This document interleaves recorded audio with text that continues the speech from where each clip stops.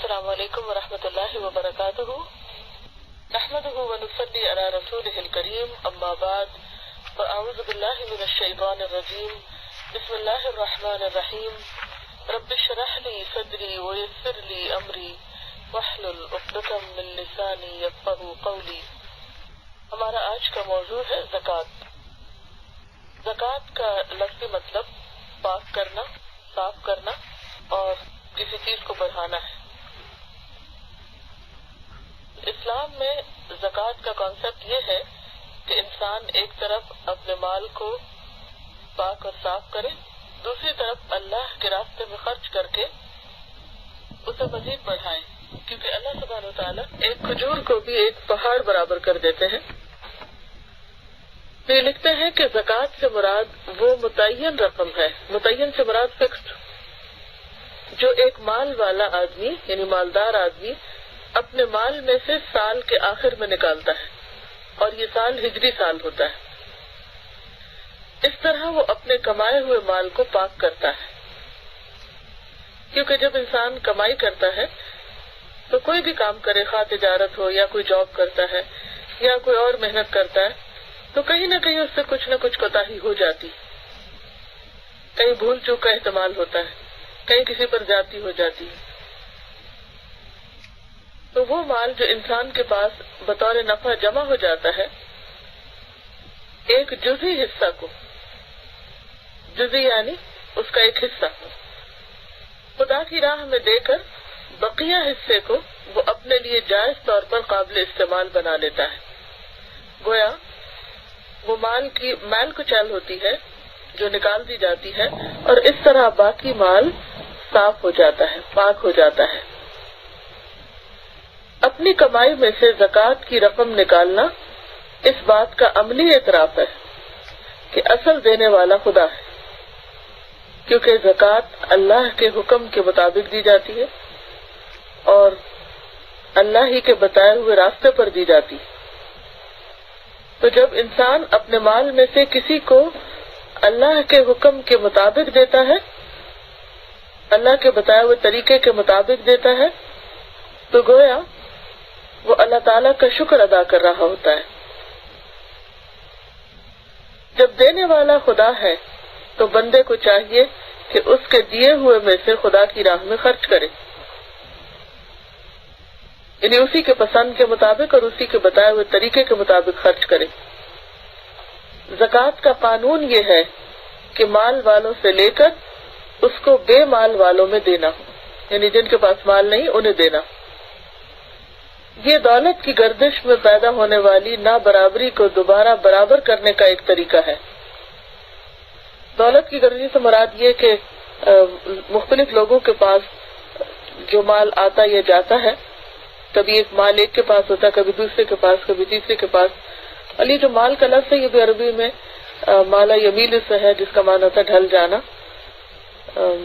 مائل ہونا، کسی کی طرف جھکنا۔ تو مال ایک ایسی چیز ہے جو انسان کے ساتھ وفا نہیں کرتی۔ وہ جب آپ کے پاس ہوتا ہے تو وہ آپ کے پاس نہیں رہتا، وہ کچھ ہی عرصے کے بعد کسی اور کے پاس چلا جاتا ہے، اس کی طرف جھک جاتا ہے، اس کی طرف مائل ہو جاتا ہے۔ مختلف طریقوں سے، کوششوں سے دوسرے لوگ اس کو حاصل کرنے کی کوشش کرتے ہیں، تو اس لیے یہ مسلسل ایک گردش میں رہتا ہے۔ کہتے کہ یہ دولت کی گردش میں پیدا ہونے والی نابرابری کو دوبارہ برابر کرنے کا ایک طریقہ ہے، یعنی اگر کسی کے پاس زیادہ چلا گیا، کسی طرف زیادہ ڈھلک گیا ہے، تو وہ وہیں پر نہ رہ جائے بلکہ وہاں سے آگے نکالا جائے اور اس تک پہنچ جائے جس کے پاس نہیں ہے یا کم ہے یا جو مستحق ہے۔ اس طرح مال والوں کو یاد دلایا جاتا ہے کہ تمہارے اوپر ان لوگوں کا مالی حق ہے جن کو تقسیم میں کم حصہ ملا یا سرے سے کچھ نہیں ملا۔ اور اس میں بندوں کا ایک امتحان بھی ہے، کیونکہ اللہ تعالیٰ نے لوگوں کو مختلف درجوں میں رکھ کر کچھ کا حصہ کچھ دوسروں کے مال میں شامل کر دیا اور پھر ان کے ذمہ ڈالا کہ وہ حقداروں تک اس کو واپس لوٹائیں۔ زکوٰۃ کا تعلق اخلاقیات سے بھی جڑا ہوا ہے، یعنی زکوٰۃ صرف ایک فریضہ ہی نہیں، اور زکوٰۃ صرف ایک مال میں سے کچھ خرچ کرنا ہی نہیں، بلکہ اس کا تعلق انسان کے اخلاق سے بھی ہے۔ زکوٰۃ ایک طرف دینے والے کے اندر سے بخل اور خود غرضی کے جذبات کو نکالتی ہے، وہ دینے والے کے دل میں فیاضی اور انسان دوستی کی روح پیدا کرتی ہے۔ یعنی زکوٰۃ انسان کے دل کو وسیع کرتی ہے، انسان کے اندر دوسروں کے لیے جو دلوں میں تنگی پیدا ہو جاتی ہے اس کو نکالنے کا ذریعہ بنتی ہے، اور انسان کے دل کو وسعت دے کر دوسرے انسانوں کی ہمدردی کا احساس بھی پیدا کرتی ہے۔ دوسری طرف پانے والے کے لیے زکوٰۃ کا فائدہ یہ ہے کہ دوسروں کو وہ اپنا بھائی اور غمگسار سمجھنے لگے، یعنی اس طرح انسانوں کے باہمی تعلقات مضبوط ہوتے ہیں۔ دوسروں کے بارے میں اس کے دل میں حسد کے جذبات نہ ابھرے، کیونکہ ظاہر ہے جس کے پاس زیادہ ہوگا لوگ اس سے جالس کریں گے، اور جب جالس ہوں گے تو پھر نفرت پیدا ہوگی اور تعلقات میں خرابی آئے گی۔ یہ زکوٰۃ چونکہ اللہ کی راہ میں نکالی جاتی ہے اس لیے وہ دوسری عبادتوں کی طرح ایک عبادت ہے۔ بظاہر وہ انسانوں کے درمیان تقسیم کی جاتی ہے، مگر اپنی حقیقت کے اعتبار سے وہ انسان کو خدا سے جوڑنے والی ہے، وہ انسان کو خدا سے قریب کرنے کا ایک ذریعہ ہے۔ تو گویا ایک طرف زکوٰۃ بندوں کو اللہ سے جوڑتی ہے اور دوسری طرف وہ بندوں کو بندوں سے جوڑتی ہے۔ زکوٰۃ اپنی اسپرٹ کے اعتبار سے یعنی اپنی روح کے اعتبار سے عبادت ہے اور اپنی خارجی تعمیل کے اعتبار سے خدمت ہے۔ تو اس سے یہ پتہ چلتا ہے کہ اسلام میں جتنے بھی فرائض ہیں وہ محض ایک بے روح قسم کی ایکٹیویٹی نہیں بلکہ اس کے اندر گہرے معنی اور مقاصد اور فوائد چھپے ہوئے ہیں۔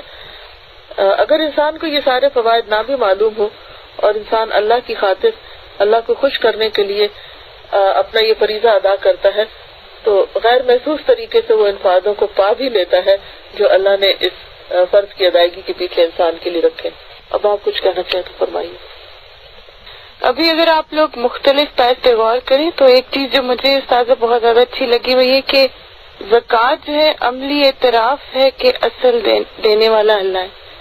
یہ اتنی خوبصورت بات ہے کہ بالکل پھر انسان کے اندر سے بے رغبتی جیسے آ جاتی اس کے اندر مال کی نا کہ یہ میرا جی السلام علیکم۔ مجھے اس میں سب سے اچھی بات یہ لگی کہ جیسے استاد نے فرمایا کہ جب بھی انسان کوئی کام کرتا ہے تو اس سے کوئی نہ کوئی کوتاہی ہو جاتی ہے تو جو مال اس کے پاس بطور نفع جمع ہوتا ہے تو وہ اس میں سے نکال دیتا ہے تاکہ وہ کبھی کوتاہی پوری ہو سکے نا۔ تو سر لگتا ہے جیسے ایک چین ہے، جیسے ہم جب نماز ادا کرتے ہیں تو پھر ہم اس کو نوافل سے پورا کرنے کی کوشش کرتے ہیں، کمپنسیٹ کرتے ہیں، اسی طرح روزے بڑا اچھا ایسا لگا نا جیسے چین سے بنی ہوئی ہے۔ تو الحمدللہ زکوٰۃ کے بارے میں بہت سے لوگ کہتے ہیں کہ جو زکوٰۃ ہے وہ آپ مسجد میں یا کسی اسکول کی تعمیر کے لیے نہیں لگا سکتے، وہ صرف غریبوں کے لیے ہے۔ اصل قرآن پاک میں اس کے جو بتائے گئے ہیں کہ کہاں کہاں پر خرچ ہونی چاہیے اس میں فی سبیل اللہ کا لفظ آتا ہے۔ تو فی سبیل اللہ میں کیا چیزیں آتی ہیں؟ فی سبیل اللہ سے مطلب ہوتا ہے اللہ کے دین میں، یعنی اللہ کے راستے میں۔ اب اللہ کا راستہ ایک جیسے حج اور عمرے کا راستہ بھی ہے، تو اس لیے بعض علماء یہ کہتے ہیں کہ اگر کوئی شخص اپنی محنت کے باوجود اپنی پوری کمائی نہیں کر پا رہا تو اگر اس کے رشتہ دار یا دوسرے قریبی جاننے والے لوگ کچھ نہ کچھ اس کی مدد اس مال سے بھی کر دیں تو چونکہ من استطاع الیہ سبیلا تو یہ بھی سبیل اللہ ہے، اس میں بھی لگ سکتا ہے۔ اسی طرح یہ ہے کہ دین کی خدمت کے جو کام ہیں جیسے مجاہدین کے لیے بھی زکوٰۃ کا استعمال ہوتا ہے۔ پھر اسی طرح جو دین کی تعلیم کو عام کرنے کے سلسلے ان کاموں میں بھی جیسے کوئی لائبریری بنانا ہے یا پھر کوئی اسکول بنانا ہے یعنی دین کی تعلیم کے لیے تو اس میں بھی استعمال ہو سکتا ہے۔ مسجد سے عام طور پر اس لیے منع کیا جاتا ہے کہ کیونکہ یہ ایک طرح سے مال کی میل کچیل بھی ہوتی ہے نا، تو مسجد تو ایک ایسی جگہ ہے کہ جو اللہ کی عبادت کے لیے ہے، تو اس میں وہ اللہ کا گھر ہے، تو اللہ کا گھر ہم اپنی میل کچیل سے تو نہیں بنائیں گے، تو اس لیے بہتر ہے کہ وہ اپنے بہترین مال میں سے انسان نکال کر دے۔ یہ بات مجھے اچھی لگی کہ آپ نے جیسے بتایا کہ زکوٰۃ کا تعلق اخلاقیات سے بھی ہے اور انسان کے دلوں سے بغض بھی نکالتی ہے۔ مجھے ایسا لگتا ہے جیسے جو زکوٰۃ دیتے ہیں ان کا تعلق میرا خیال ہے مضبوط ہو جاتا ہے جن کو دے رہے، اور میرا خیال ہے زکوٰۃ دینے والوں کے دلوں میں پھر یہ بھی نہیں رہتا کہ ہم زکوٰۃ دے رہے ہیں. مجھے یہ بات اچھی لگی کہ جو زکوٰۃ پانے والے ہیں ان کا فائدہ تھا کہ وہ اپنے بھائی کا غم گسار سمجھنے لگے نا، اور دوسروں کے بارے میں اس کے دل میں حسد کے جذبات نہ ہوئے ابھرے، بلکہ اس کے بجائے اس کے دل میں دوسروں کے لیے محبت کے جذبات پیدا ہوتے ہیں. خوبصورت انسانی معاشرہ پیدا ہوتا ہے. مال ایک سوسائٹی میں ایسی ہی حیثیت رکھتا ہے جیسے خون جسم کے اندر. خون کی سرکولیشن ہوتی رہتی ہے تو جسم ہیلدی رہتا ہے، اور اگر خون کہیں ایک حصے میں رک جائے اور یا یہ کہ کہیں پر جم جائے تو اس سے تعفن پیدا ہو جاتا ہے، زہر پھیل جاتا ہے اور الٹیمیٹلی ہلاکت کا ذریعہ بنتا ہے. اب دیکھیں کہ یہ جو سلسلہ ہے چیزوں کو پاک کرنے کا یا فلٹر کرنے کا، یہ اللہ تعالیٰ نے پوری کائنات کے اندر رکھا ہے. مثلا آپ دیکھیں کہ سمندر کا پانی ہے، جب بارشیں ہوتی ہیں اور پانی جو فالتو ہوتا ہے زمین کی ضرورت سے تو آخر کار سمندر میں جا گرتا ہے. اب اگر سمندر اپنا پانی سورج کی دھوپ کی وجہ سے بھاپ بنا کے نہ اڑائے اور دوبارہ وہ بادل نہ بنے تو آپ دیکھیں گے کہ وہ تو ہر جگہ فلڈز آ جائیں اور اس سے بہت تباہی پھیلے اور زمین پر زندگی ممکن نہ رہے. تو وہاں پر بھی ہمیں یہ صورت نظر آتی ہے. پھر اسی طرح آپ دیکھیں کہ جو خوراک ہم کھاتے ہیں تو خوراک کا جو بہترین حصہ ہوتا ہے، جو طاقت دینے والا ہوتا ہے، وہ ہمارے جسم کو لگ جاتا ہے، اور جو اس کا میل کچیل ہوتا ہے، یہ جو ویسٹ ہوتا ہے وہ باہر آ جاتا ہے. تو اسی طرح باقی چیزوں میں آپ اسی اصول کو دیکھ لیجئے. اما ما ينفع الناس فيمكث في الارض، سورۃ البقرہ کے شروع میں ہی آ جاتا ہے، ذالک الکتاب لا ریب فیہ ھدی للمتقین الذین یؤمنون بالغیب ویقیمون الصلاۃ ومما رزقناہم ینفقون. تو اللہ کے راستے میں انسان جو کچھ نکالتا ہے، خواہ وہ زکوٰۃ ہو یا صدقات ہو، وہ سارے کا سارا عبادت ہے، کیونکہ دینے والا ہاتھ لینے والے سے بہتر ہوتا ہے. تو جب انسان اپنے ہاتھ سے نکالتا ہے تو یقینی طور پر اس کے اندر ایک خوشی اور ایک اطمینان پیدا ہوتا ہے، اور یہ انسٹنٹ ریوارڈ ہوتا ہے. میں آپ سے اجازت چاہتی ہوں. السلام علیکم ورحمۃ اللہ وبرکاتہ. سبحانک اللہم وبحمدک، نشہد ان لا الہ الا انت، نستغفرک ونتوب الیک. السلام علیکم ورحمۃ اللہ وبرکاتہ.